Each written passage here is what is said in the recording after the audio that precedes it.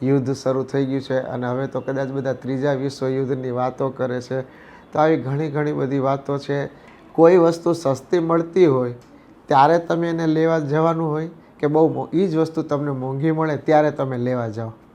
Obvious છે, તમે એમ જ કહેશો કે ભાઈ જ્યારે આજે હું તમને એમ કહું કે અત્યારે સોનું હવે સાવ કોમન વસ્તુ છે કે જે બધાને રિલેટ કરે છે. સોનું તો કે અત્યારે 1,70,000 એપ્રોક્સિમેટલી ભાવ છે, રાઈટ. તમને શું થતું હતું કે હવે 1,50,000 થશે ને તો હું સોનું લેવા જઈશ. તમને ધારો છો તમે અત્યારે 1,50,000 થશે. હવે જ્યારે 1,50,000 હતું ત્યારે તમે એમ કહેતા હતા કે ના 1,25,000 થશે તો 90 થશે તો 80 થશે. જ્યારે 80 ને 90 હતા ને ત્યારે આપણે એમ વિચારતા હતા કે સસ્તું થશે તો લેશો. કોવિડમાં પણ માર્કેટ 50% લગભગ 40% માર્કેટ પડી ગયું હતું પોતાના હાઈથી.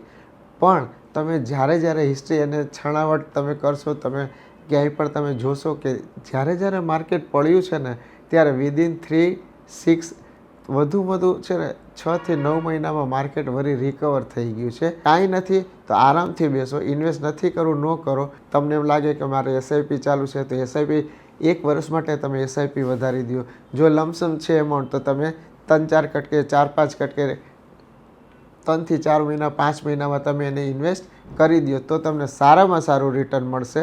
નમસ્કાર મિત્રો, ફરી એકવાર આપ સૌનું સ્વાગત છે ફાઇનાન્સ વિથ DRSમાં. લગભગ એકાદ મહિના પછી આપણે ફરી એકવાર મળીએ છીએ. મારી તબિયત થોડીક નાદુરસ્ત હોવાના કારણે વચ્ચે આ થોડોક ગેપ આવી ગયો છે, પણ નો ડાઉટ આપણે ફરીથી હવે એને કન્ટિન્યુ કરીએ છીએ અને એક નવા ટૉપિક અને નવી વસ્તુ સાથે આપણે ફરીવાર મળીએ છીએ.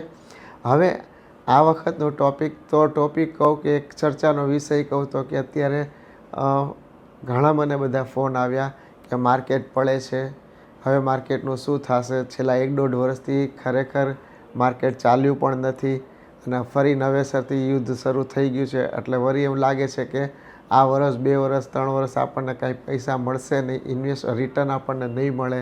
યુદ્ધ શરૂ થઈ ગયું છે અને હવે તો કદાચ બધા ત્રીજા વિશ્વયુદ્ધની વાતો કરે છે. તો આવી ઘણી બધી વાતો છે. જીઓ પોલિટિકલ ઇસ્યુ પણ ઘણા બધા છે. નો ડાઉટ આપણે એની છણાવટ કરવા, મેક્રો ઇકોનોમિકની છણાવટ કરવા નથી બેઠા. આપણે આપણી શું સ્ટેન્સ લેવો જોઈએ, આપણે ક્યાં કેવી રીતે ઊભું રહેવું પડે અને આપણે શું કરવું જોઈએ. આપણે મહત્ત્વનું એ છે કે નહીં કે બીજા લોકો શું વાત કરે છે, શું કરે છે અને આપણે એને રિપીટેટિવ સામેનો રિપલ ઇફેક્ટ આપીએ. રિપલ ઇફેક્ટ એટલે કે કોઈ જે કે ને તાત્કાલિક એને ઇફેક્ટ કરે ને એના ઉપર આપણે પોતાનું રિએક્શન કરવું. તો એકચ્યુઅલી એ વસ્તુ ખોટી છે. આજની તારીખે હું તમને કહું કે તમે પાસ્ટમાં જોશો તો આપણી પાસે ઘણા એવા આવા યુદ્ધ જેવી પરિસ્થિતિ થઈ ગઈ છે. જો તમને ખ્યાલ હોય તો આપણે હજી થોડાક સમય પહેલાં જ 2-3 વર્ષ પહેલાં, 1.5-2 વર્ષ પહેલાં રશિયા યુક્રેન યુદ્ધ પણ ચાલુ થયું હતું, રાઈટ. ત્યારે બધાને એમ થયું હતું માર્કેટ ખૂબ પડશે પછી નહીં થાય. એની પહેલાં તો કે કારગિલ વોર હતું, એની પહેલાં તો પુલવામા અટેક હતું, એની પહેલાં તો 1991માં આવા ઘણા બધા વોરના પણ આપણે જોયું છે કે માર્કેટે ઘણું બધું પડી ગયું હતું.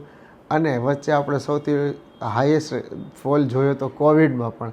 તો કોવિડમાં પણ માર્કેટ 50% લગભગ 40% માર્કેટ પડી ગયું હતું પોતાના હાઈથી. પણ તમે જ્યારે હિસ્ટ્રી અને છણાવટ તમે કરશો, તમે ક્યાંય પણ તમે જોશો કે જ્યારે માર્કેટ પડ્યું છે ને ત્યારે વિધિન 3-6 વધુ છે ને 6 થી 9 મહિનામાં માર્કેટ વળી રિકવર થઈ ગયું છે. પોતાના લેવલ ઉપર આવી ગયું છે ને પોતાના લેવલથી વળી પીક પણ કર્યું છે. તો આવી જ રીતે આજે હું તમને કહું કે કોવિડનું તાત્કાલિક આપણે ઉદાહરણ લઈએ તો કે પોતાના 48,000ના સેન્સેક્સમાંથી ઘટીને સીધું કંઈક લગભગ 24-25,000 21,000 જેવું આવી ગયું હતું 42,000માંથી. રિકવર થતાં એને ખાલી કેટલો સમય લાગ્યો તો કે 6 મહિના પણ નહોતા થયા રિકવર થતાં. અને રિકવર થઈને પછી કેવું ગયું તો કે છેલ્લા 1.5 વર્ષ એટલે કે સપ્ટેમ્બર 2024 સુધી કન્ટિન્યુ માર્કેટ 42-44થી લઈને 86,000 સુધી વયું ગયું. તો માર્કેટ ભલે 30-40% પડ્યું ત્યારે કોવિડ સમયે, પણ એના પછી સીધું તમે વિચાર કરો એ કેટલા ગણું રિકવર થયું. તો કહેવાનો મારો મતલબ એટલો જ છે કે એવું નથી કે જ્યારે પણ માર્કેટ ફોલ થાય એટલે હવે આપણને પૈસા નહીં મળે, આપણો રિટર્ન નહીં મળે, આપણા પૈસા ડૂબી ગયા. તો એવું બધું કાંઈ હોતું નથી. હું તેમ કહું છું કે જનરલી આપણે બધા કહે છે ને કે આફતને અવસર ગણો.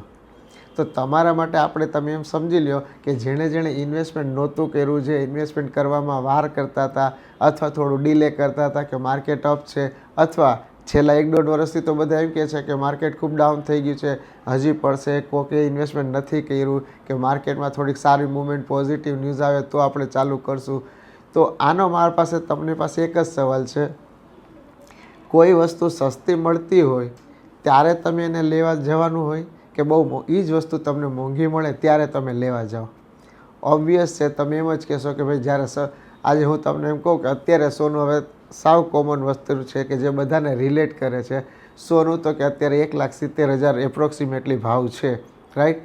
તમને શું થતું હતું કે હવે 1,50 થશે ને તો હું સોનું લેવા જઈશ. તમને ધારો છો તમે અત્યારે 1,50 થશે. હવે જ્યારે 1,50 હતું ત્યારે તમે એમ કહેતા હતા કે ના 1,25 થશે તો 90 થશે તો 80 થશે. જ્યારે 80 ને 90 હતા ને ત્યારે આપણે એમ વિચારતા હતા કે સસ્તું થશે તો લેશો, પણ ક્યારેય એ સસ્તું થયું નહીં, ક્યારેય તમે લીધું નહીં. અત્યારે 17 લાખ રૂપિયા ઉપર સોનું ઊભું છે. જો ત્યારે તમે 80-90માં સોનું લઈ લીધું હોત તો તમારું 1.5 વર્ષમાં જ અત્યારે સોનું 2 ગણા થઈ ગયા. કહેવાનો મતલબ સસ્તામાં મળે છે તો લઈ લ્યો, હજી સસ્તાની વાટ ના જોવો. જો તમારી પાસે આજની તારીખમાં ઇક્વિટી જેના ભાવ 100 રૂપિયા હતા એ અત્યારે તમને 60, 70, 80માં મળે છે તો એકવાર તમારે થોડુંક તો ઇન્વેસ્ટમેન્ટ કરી દેવું પડે. અને જ્યારે માર્કેટ 2-3%, 4% પડે ડેફિનેટલી તમે એને કટકે ઇન્વેસ્ટમેન્ટ કરો.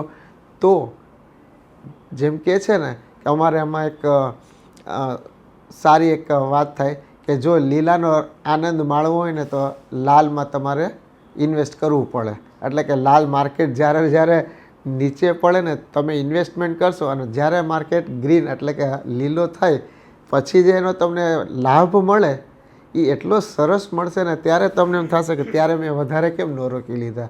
તો આ લીલા રંગની મજા માણવા માટે અથવા એ વસ્તુને ફીલ કરવા માટે કે મેં ઇન્વેસ્ટમેન્ટ કર્યું ને મને બહુ સારું રિટર્ન મળ્યું, કાશ મેં વધારે ઇન્વેસ્ટમેન્ટ કર્યું હોય તો આ જાતનો અનુભવ મેળવવા માટે તમારે ઇન્વેસ્ટ અત્યારે જ કરવું પડે, આજે જ કરવું પડે. ક્યારેય ઇન્વેસ્ટમેન્ટનો કોઈ ખાસ ટાઈમિંગ નથી હોતો. આપણે કહે છે ને you don't time the market.